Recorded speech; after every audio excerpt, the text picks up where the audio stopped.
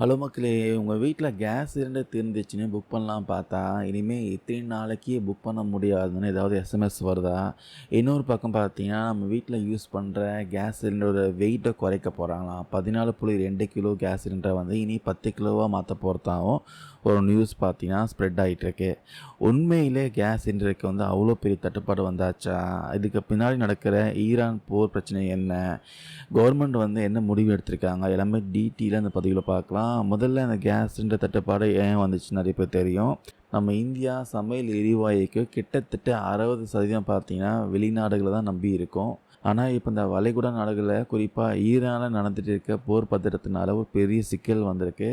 Iran அரசு என்ன பண்ணிட்டாங்கன்னா, சரக்கு கப்பல்கள்லாம் பயணம் செய்கிற ரொம்ப முக்கியமான ஸ்டேட் ஆஃப் ஹார்மஸ் ஜலசக்தி பாதையை வந்து மூடிட்டாங்க. அதுக்கப்புறம் நட்பு நாடுகளுக்கு மட்டும் திறந்து விட்டாங்க. ஒரு சில கப்பல் மட்டும் பார்த்தீங்கன்னா இந்தியாவுக்கு வந்துச்சு.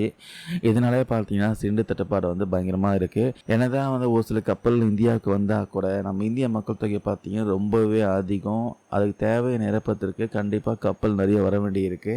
இந்த தட்டுப்பாட்டோட முதல் அடி யாருக்குன்னு பார்த்தா நம்ம ஊர் ஹோட்டல்காரங்க தான். ஹோட்டல் வச்சுருக்கவங்க தான் பார்த்தீங்கன்னா கமர்ஷியல் சிலிண்டருக்கு பார்த்தீங்கன்னா அதிகமாக தட்டுப்பாடு இருக்கிறதுனால பல ஹோட்டல்ஸ்லாம் மறுபடியும் பழைய காலத்துக்கே விறகு அடுப்புக்கு போயிருக்காங்க. நிறைய பேர் வந்து எலக்ட்ரிக் ஸ்டவ் யூஸ் பண்ணுறாங்க. இதனால சாப்பாடு வெளியே பார்த்தீங்கன்னா ஏற்றிட்டாங்க. சில ஹோட்டல்ஸ் பார்த்தீங்கன்னா நடத்த முடியாமல் மூடிட்டாங்க. இந்த நிலைமையை சமாளிக்க மார்க்கெட்டுக்கு அதிகமான சிலிண்டர்களை கொண்டு வரணுன்ட்டு ஆயில் கம்பெனிலாம் சேர்ந்து ஒரு புது பிளான் வந்து யோசித்தாங்க. அது என்னென்னா, நம்ம வீடுகளில் பயன்படுத்துகிற கேஸ் சிலிண்டரை வந்து வழக்கமாக பார்த்தீங்கன்னா 14.2 கிலோ அந்த எரிவாயு தான் இருக்கும். அதை அப்படியே 10 கிலோவாக குறைச்சிட்டா அதிகமான சிலிண்டர்கள் வந்து மக்களுக்கு சப்ளை பண்ணலாம் அப்படின்னு ஒரு திட்டத்தை ரெடி பண்ணி கவர்மெண்ட்டுக்கு தாக்கல் செஞ்சாங்க. இதுக்கு மேலே முடிவு பண்ண வேண்டியது அரசாங்கம் தான்ட்டு ஆயில் கம்பெனிகள் சொல்லிட்டாங்க. ஆனால் அரசாங்கம் என்ன முடிவுன்னு இது வரைக்கும் எடுக்கலை.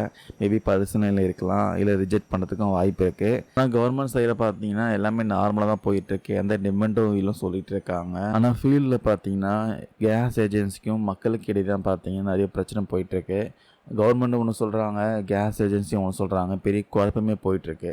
கடந்த மார்ச் 2வது வாரத்தில் மக்கள் அதிகமாக சிலிண்டரை வந்து புக் பண்ணுறதை தடுப்பதற்காக மத்திய அரசு பார்த்தீங்கன்னா முன்பதிவு பண்ணுற காலத்தை வந்து மாற்றி அமைச்சாங்க.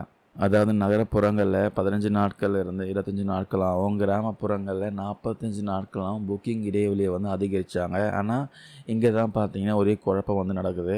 எண்ணெய் நிறுவனங்கள்லாம் அவங்களுடைய கஸ்டமருக்கு அனுப்புகிற எஸ்எம்எஸில் 35 நாட்கள் முடியாமல் கேஸ் சிலிண்டர் புக் பண்ண முடியாதுன்னு வருதான். அரசு வந்து 25 நாள் சொல்லுது. ஆனால் கம்பெனி பார்த்தீங்கன்னா 35 நாள் மெசேஜ் அனுப்புது. இதனால் சிலிண்டர் இல்லாமல் கஷ்டப்படுற நகரப்புற மக்கள்லாம் 35 நாட்கள் காத்திருந்து தான் அடுத்த சிலிண்டர் புக் பண்ண முடியுதுன்ட்டு பரிதாப நிலையில் இருக்காங்க.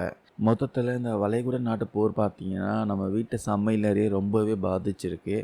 எண்ணெய் நிறுவனங்களுக்கும் அரசுக்கும் நடுவில் இருக்கிற இந்த குழப்பத்தை மத்திய அரசு உடனே தலையிட்டு சரி செய்யணுன்ட்டு பொதுமக்களும் கோரிக்கை வச்சுட்டு வராங்க.